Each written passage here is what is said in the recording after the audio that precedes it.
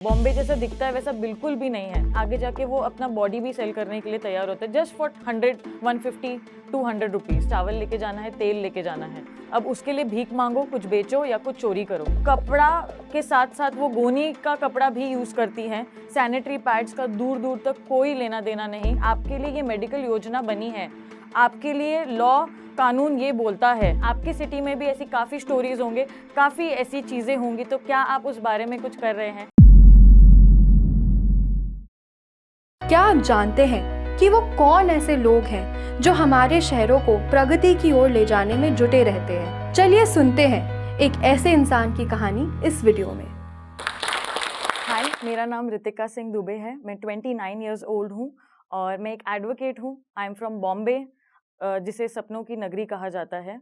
यहाँ पे सपने बनते भी हैं तो कुछ टूटते भी हैं। हमारा initiative called spreading bliss foundation इन्हीं सपनों को कहीं पूरा करने में मदद करता है। सोसाइटी का जो वो ब्रिज है, हम वो फिल करने की कोशिश करते हैं। हम जिस सेक्टर के लिए काम करते हैं वो ये है: education, nutrition, women empowerment, health, medical support, animal welfare, legal awareness, और वो सारी जगह जहाँ पे रिसोर्सेज की थोड़ी सी कमी होती है और कहीं कुछ ज़्यादा। 19-20 ईयर्स की रितिका सिर्फ अपने बारे में सोचती थी। मेरा इवेंट मैनेजमेंट, मेरा MBA, मेरा मास मीडिया, मेरा करियर, मुझे मेरा घर बनाना है, शादी करनी है, मॉम के लिए गाड़ी लेनी है, बस यही सपने थे। HSC हो चुका था और फर्स्ट ईयर में बस एंटर ही होने वाले थे।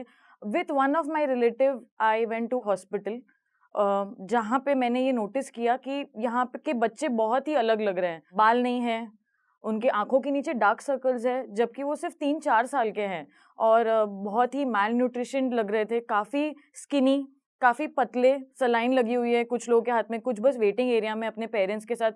पेरेंट्स के फेस पे वो लाचारी। आई आस्क्ड माय फादर कि ये बच्चे मतलब इतने डिफरेंट क्यों लग रहे हैं, ये है क्या, मतलब एग्जैक्टली इन्हें हुआ क्या है। That is when I figured out कि उन्हें कैंसर है, अलग अलग टाइप का। किसी थैलेसीमिया है, किसी ब्लड कैंसर है, leukaemia, different types of cancers at the age of 4 and 5. And the first thing I asked my father was, मुझे लगा कि कैंसर तो सिगरेट पीने से होता है, स्मोकिंग या टबैको का सेवन करने से कैंसर होता है, क्योंकि हमने यही देखा है बचपन से, तो इन्हें क्यों कैंसर हो गया। उस रात मुझे बिल्कुल नींद नहीं आई। Then I started researching about cancer कि बच्चों को क्यों हो रहा है एग्जैक्टली, सोसाइटी में ऐसा क्या हो रहा है जिस वजह से इतनी बीमारियां, और इतने छोटे बच्चे हैं जो they are fighting for their life every day. They are fighting a battle to live. I realized that there are few organizations, NGOs working towards these causes. That is when I started volunteering for them. And then it was more horrifying. As I began volunteering with these organizations, I realized कि ये society जैसी दिखती है वैसी होती नहीं है। बॉम्बे जैसा दिखता है वैसा बिल्कुल भी नहीं है। चॉल्स में हो क्या रहा है, चॉल्स में कैसे लोग रह रहे हैं। 12x12 ये स्टूडियो के आधा रूम में मिनिमम 12 लोग, 15 लोग रह रहे हैं, और छोटा सा वॉशरूम है बाहर, और वो भी टूटा है, पानी नहीं है, हाइजीन तो बिल्कुल नहीं है, लैक ऑफ नॉलेज।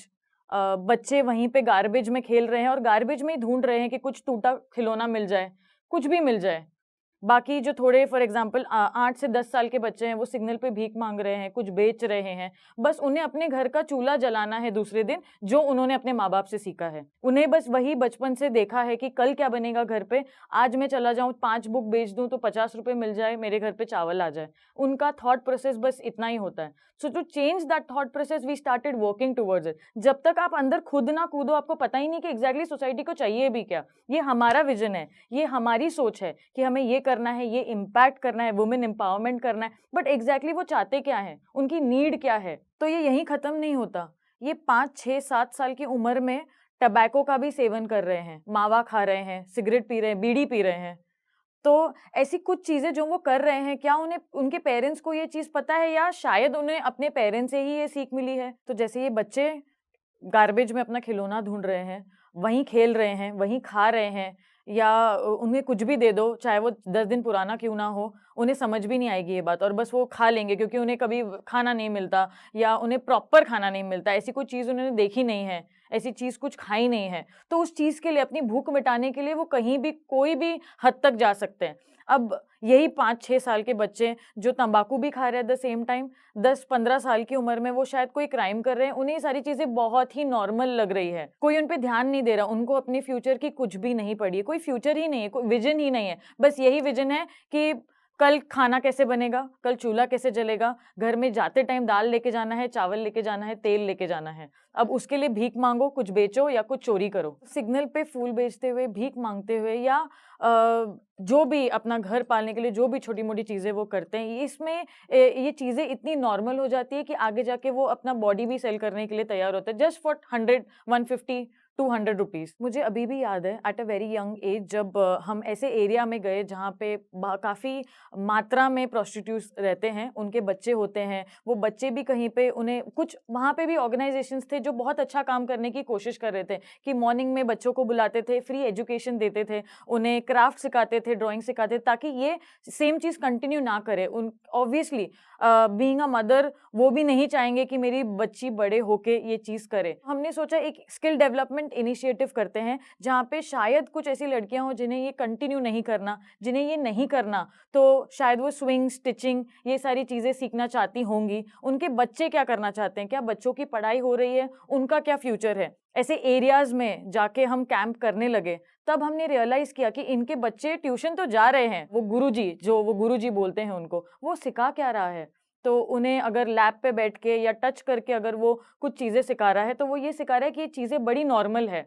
आपकी बॉडी शायद इसी चीज़ के लिए बनी है, उन्हें बचपन से यही सिखाया गया है। शहर में जहाँ पे सेक्स वर्कर्स उनके बच्चे रहते हैं जिनका फ्यूचर एक क्वेश्चन मार्क है, वहीं पे ऐसे कुछ एरियाज़ हैं शहर में, ये हमारा डेवलप्ड शहर जहाँ पे अनडेवलप्ड एरियाज़ हैं, उन सेक्टर्स में क्या हो रहा है? वहाँ पे लोग क्या कर रहे हैं? In another initiative by an organisations हमने सोचा इस डेवलप्ड एरियाज़ के सेक्टर में भी कुछ किया जाए।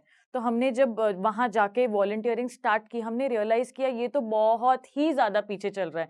बेसिक हाइजीन से लेके सैनिटरी पैड्स तक इन्हें कुछ भी नहीं पता है या फिर पता होने के बाद में वो बॉदर्ड ही नहीं है। स्टार्टिंग फ्रॉम बेसिक हाइजीन, ये औरतें आज भी कपड़ा यूज़ करती हैं। कपड़ा के साथ-साथ वो गोनी का कपड़ा भी यूज़ करती हैं। सैनिटरी पैड्स का दूर-दूर तक कोई लेना-देना नहीं और उन्हें सुनना भी नहीं है क्योंकि उनके हस्बैंड्स नहीं देंगे उनको पैसे सैनिटरी पैड्स खरीदने के लिए। तो जानकारी भी वो लेना नहीं चाहते थे। So it was a very difficult task for us कि हम उनसे बात करें और उनको समझाएँ। जैसे हमने बेसिक हाइजीन से स्टार्ट किया, तो उन्हें ऐसा लगा ये कुछ पढ़े-लिखे लोग हमें समझाने आ गए। तो हमें उनकी लैंग्वेज में और बहुत ज़्यादा प्यार से इस चीज़ को हैंडल करना पड़ा। तो जब हमने उनको कुछ चीज़ें, अच्छी चीज़ें बताई उनके बेटरमेंट के लिए, वो समझे और फिर हमने उन्हें free pads, sanitary pads distribute किए, जिसका इस्तेमाल करने के बाद उन्हें रियलाइज़ हुआ कि हाँ, ये चीज़ें लाइफ में ज़रूरी है। उनमें से काफ़ियों को ब्रेस्ट कैंसर है और जिन्हें पता भी नहीं है, प्रेगनेंसी के दौरान या उस बीच में अगर कोई टेस्ट हो गया और उन्हें पता चल गया कि इन्हें कुछ तो बीमारी है, कुछ अलग है, डॉक्टर्स रिकमेंड उन्हें करेंगे कि आप इन बच्चों को दूध मत पिलाइए। Mothers are not able to breast feed their kids, newborn babies as they are suffering from breast cancer and they don't even know about it. So ऐसे काफ़ी इंसिडेंट्स की वजह से मेरी लाइफ तो काफ़ी बदल चुकी थी, मेरा विजन बहुत बदल चुका था और मेरे खुद के बारे में सोचना कम होके सोसाइटी के बारे में सोचना काफ़ी शुरू हो चुका था और मेरे कुछ थॉट्स की वजह से आसपास लोग बहुत बदल रहे थे, जैसे फैमिली, फ्रेंड्स और कुछ जान पहचान वाले लोग जो आपसे थोड़ा-सा इंस्पायर हो जाते हैं और वो भी कुछ अच्छा कर लेते हैं।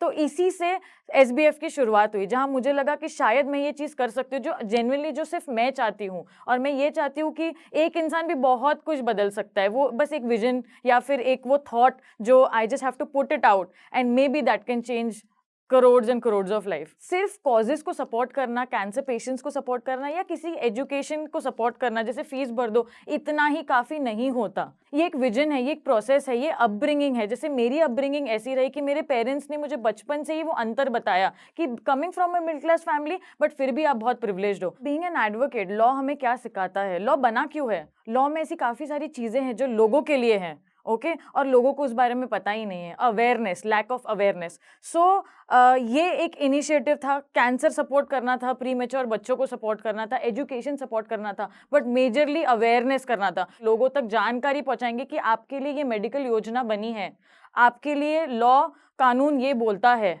आपको सोसाइटी में सोशल अवेयरनेस क्या होती है, कैसे आपको रहन सहन आपका कैसा होना चाहिए। तो ऐसे कुछ अवेयरनेस कैंप्स के साथ हमने शुरुआत की कि छोटे बच्चों को हम क्या सिखाएं, ऐसी उम्र में उनको बिना वर्ड्स के ऐसी कैसी चीज़ें हम बताएं कि ठीक है ये गुड टच बैड टच होता है, ऐसी चीज़ें अगर कोई आपके साथ कर रहा है तो प्लीज़ बताओ किसी को। हमने पहली फैमिली जो सपोर्ट की, it was a pre mature child born in 7th month.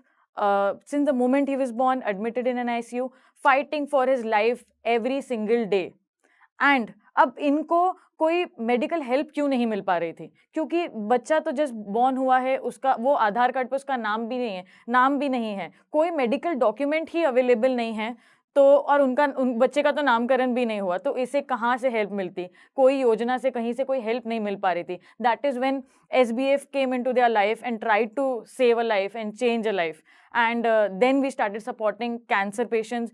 We have tie up with so many hospitals जहाँ पे ऐसे underprivileged फैमिलीज़ के केसेस आते हैं, cancer patients, premature, nutrition, health drive, इन सारी चीज़ों के साथ में हमारे जो वॉलंटियर्स हैं जो SBF से जुड़े हुए हैं, SBF के लिए जो SBF के लिए काम करते हैं, ये वॉलंटियर्स इनमें से काफ़ी कॉलेज स्टूडेंट हैं, कुछ हाउसवाइफ्स भी हैं जो अपने फ्री टाइम में कुछ कंट्रीब्यूट करना चाहती हैं सोसाइटी से। तो शायद आपके एक थॉट से काफ़ी लाइफ चेंज हो जाती है। मैं मुंबई में पली बड़ी और बॉम्बे का इस साइड मैंने आपको बताया, वैसे आपकी सिटी में भी ऐसी काफ़ी स्टोरीज होंगे, काफ़ी ऐसी चीज़ें होंगी। तो क्या आप उस बारे में कुछ कर रहे हैं? क्या आपको नहीं लगता कि ज़रूरी है as a lawful citizen of India, हम जिस सिटी में रहते हैं वहाँ पे आसपास क्या हो रहा है, जो हमारे घर पे लोग रोज़ काम करने आते हैं, क्या हम उन पे ध्यान देते हैं कि उनकी लाइफ में क्या चल रहा है, हमारी सिटी में क्या चल रहा है, हमारे शहर में क्या चल रहा है, ऐसी क्या चीज़ें हैं, कुछ छोटी सी कमी अगर हम फुलफिल कर सकते तो किसी की लाइफ बदल सकती है, किसी की लाइफ सुधर सकती है। तो क्या हम उस सेक्टर पे